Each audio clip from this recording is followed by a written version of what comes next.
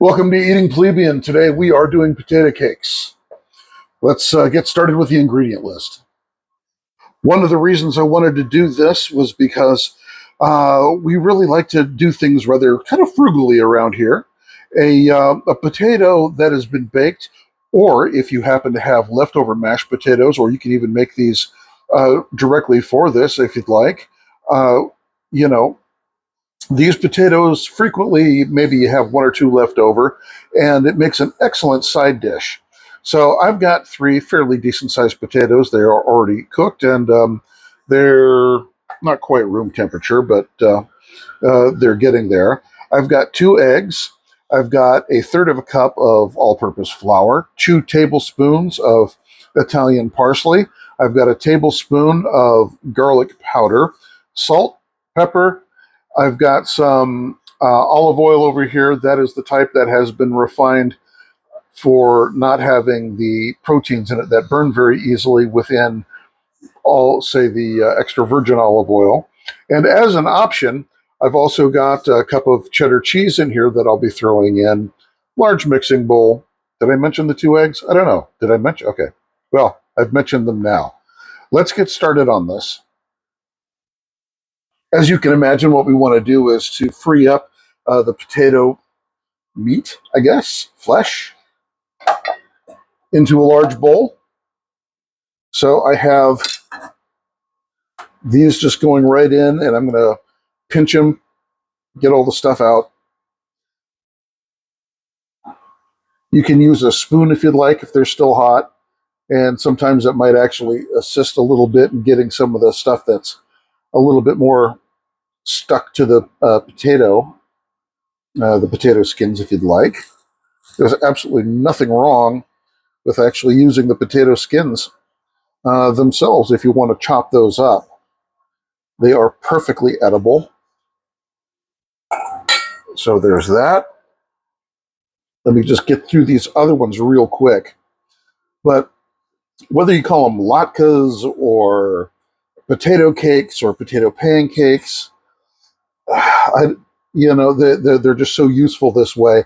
And I have no problem at all making extra potatoes, for a dinner the evening before or something along those lines, because I know they're going to be useful in other applications. All right, so there's that one. Let me get these other two. I'll be right back with you. So now we have the potatoes emptied out. We've got about 3 cups worth. That's perfectly right in the middle of where we want to be. And we're simply going to start adding in ingredients. Now, I've got this third of a cup of flour. I'm going to put that in. I also have these 2 eggs. This is going to act like a binder so it doesn't all fall apart inside of a frying pan. Let's put those in there.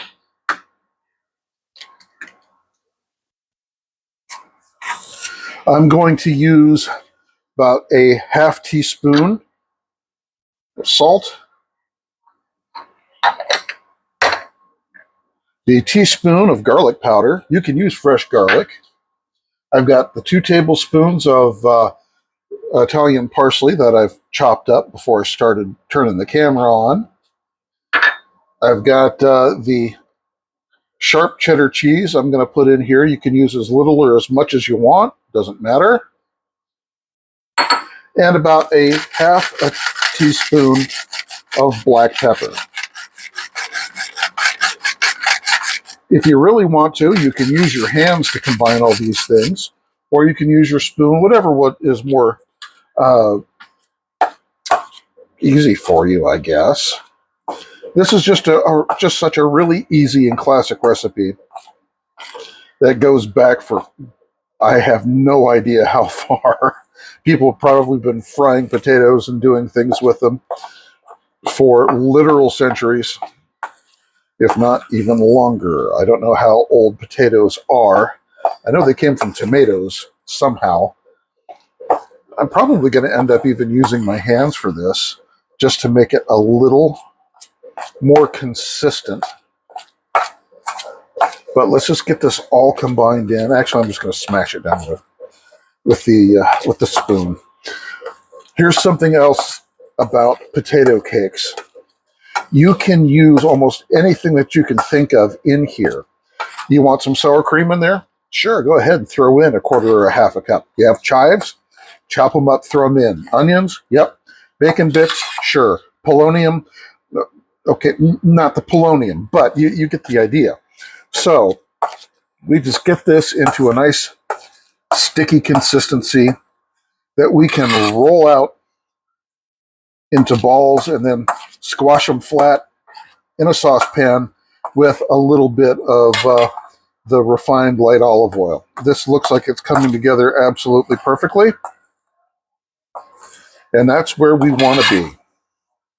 All right, now what I'm going to do is I'm going to get out a fairly large skillet, high-sided skillet, and we're going to put in, 3 or 4 tablespoons of that oil into it to cook the things up. You can absolutely deep fry them if you'd like, but let's just go with the current plan right now with the fry pan, and we'll see how it turns out. Okay, it's been a couple of minutes, and what I've been doing is waiting just for the rest of my dinner to catch up. But I've re-washed my hands and gotten everything together here. So we're going to be dropping these into the skillet.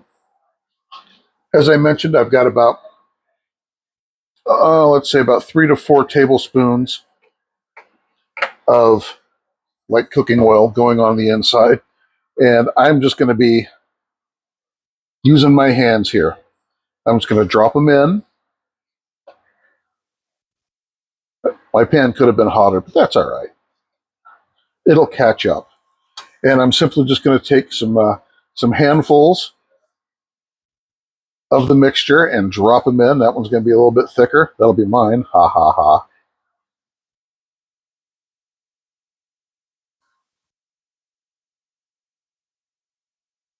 And place these into the skillet. As I said, you could also deep fry these if you wanted to. I would recommend using a little bit more flour to make them a little more solid so they don't come apart when you are putting them into a deep fryer.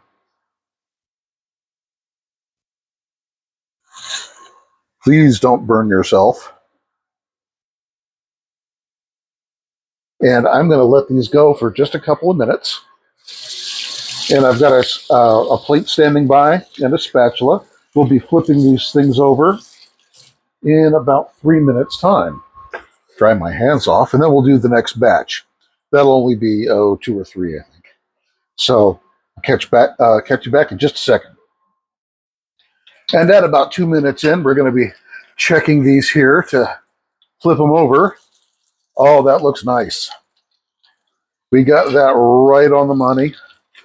I'm using a hard spatula here just to make sure that it gets off the bottom of the skillet.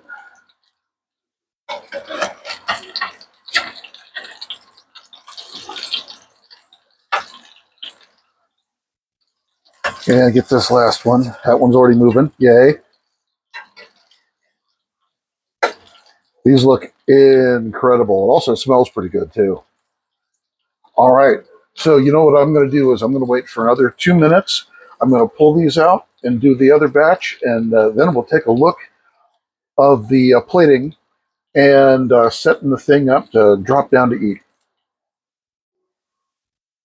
And there we are, 2 minutes aside, and we end up with a plate of good half dozen potato cakes. These ones have cheddar cheese on the inside. It's going to go real well with some chicken that I've actually got in the oven. Boy, we do a lot of chicken here.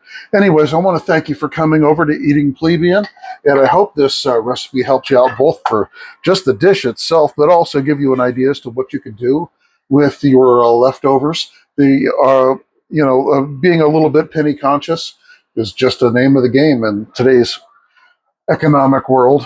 If you like what you see here in these videos, do me a favor and hit the like button. It really helps me out in getting my content.